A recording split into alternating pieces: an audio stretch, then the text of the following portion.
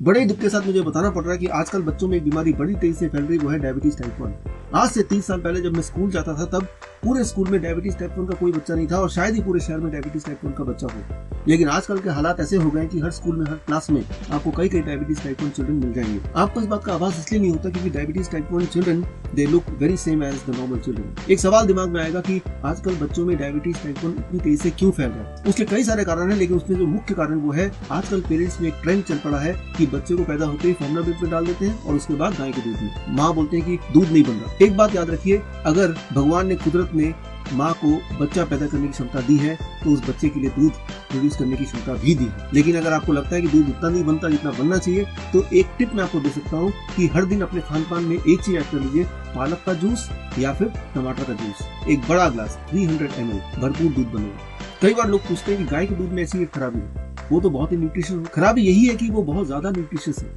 खास तौर पे प्रोटीन।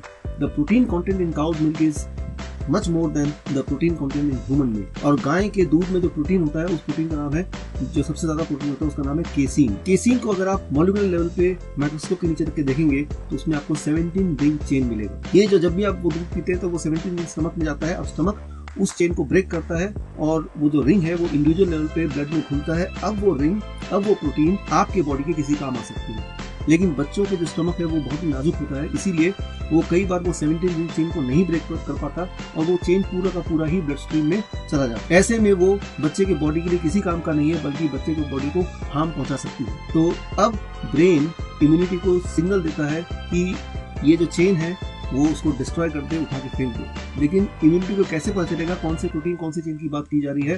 बिकॉज हमारे बॉडी में बहुत सारे यूजफुल चेन, बहुत सारे यूजफुल प्रोटीन और भी हैं जो हमारे बॉडी के अंग है। तो ब्रेन क्लू देता है 17 रिंग वाला चेन।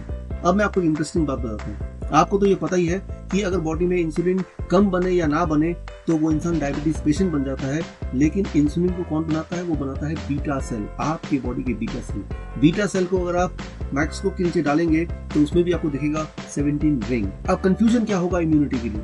मैं आपको एक उदाहरण देता हूँ। मान लीजिए आप पुलिस मैन है और आपको हेड ऑफिस से फोन आता है कि आपके इलाके में एक चोर घुसा है, जहां भी दिखे बंदूक से मार डालो। आप बोलेंगे मैं पहचानूंगा कैसे? तो हेड ऑफिस से जवाब आता है कि चोर के बड़ी बड़ी मूछें हैं। तो कंफ्यूजन क्या हो सकता है? आप मेरे इशारे को समझ गए होंगे। ठीक वैसे ही हमारे इम्यूनिटी के साथ होता है। इम्यूनिटी क्या करता है? गलती से बीटा सेल को भी खाने लगता है, उसको भी किल करता है, मारने लगता है। Beta cell death. और बीटा सेल बॉडी में जब कम हो जाते हैं तो इंसुलिन की मात्रा, इंसुलिन प्रोडक्शन भी कम हो जाती है and that leads to what is called diabetes type 1। इसीलिए डायबिटीज टाइप 1 को ऑटो इम्यून डिजीज भी बोला जाता है। अब सवाल आता है कि इसे प्रिवेंट कैसे करें? प्रिवेंट करने का सबसे इम्पोर्टेंट, सबसे बड़ा तरीका एज ए डायबिटीज डॉक्टर मैं आपको बताना चाहूंगा कि अगर आपके घर में बच्चे हैं, किसी भी उम्र के बच्चे, तो एक काम जरूर कीजिए, अभी से उनका फॉर्मूला मिल्क, गाय का दूध बंद करा दीजिए। अब इस सोल्यूशन, इस जवाब से कई सारे सवाल निकलेंगे और एक सवाल होगा कि अगर दूध बंद करा देंगे तो क्या देंगे? बच्चों में अगर डायबिटीज टाइप 1 हो ही गया तो हम क्या करें? इन सारे सवालों के लिए मैं आपको दोबारा मिलूंगा इसी सीरीज में, 5 minute health series. This doctor Vishwaroop Roy Chaudhary, all the best, thank you.